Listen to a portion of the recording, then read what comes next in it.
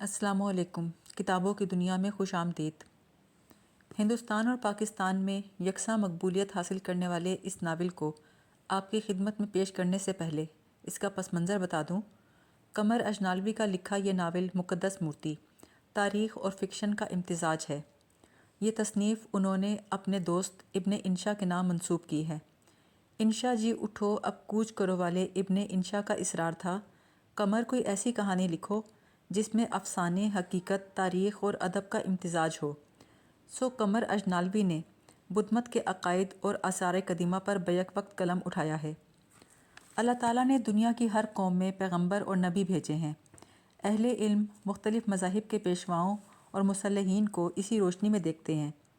مہاتما بدھ دنیا کے وہ پہلے اصلاح کار تھے جنہوں نے انسانی ذات پات اور طبقاتی تقسیم کے خلاف آواز اٹھائی۔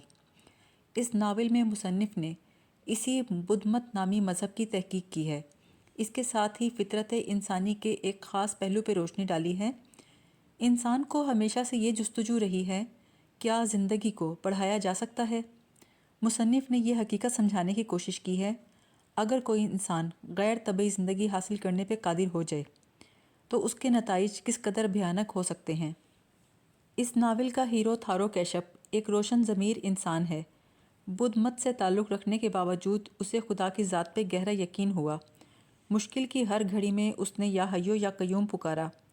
یہ ناول پڑھ کر کئی اصحاب نے اس اسم اللہ کی کنجی کو آزمایا، جس میں بھارت کے ایک ادیب سدرشن بالی کا نام خاص طور پہ قابل ذکر ہے۔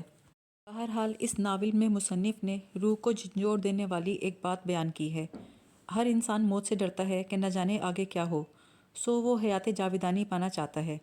مصنف نے یہ سمجھانے کی کوشش کی ہے کہ جب انسان کسی بھی طریقے سے اپنی زندگی بڑھانے میں کامیاب بھی ہو جائے تو یہ ضروری تو نہیں کہ وہ زندگی ہنسی خوشی جی سکے، عین ممکن ہے کہ اس کی اس خواہش کے نتائج بھیانک ہوں۔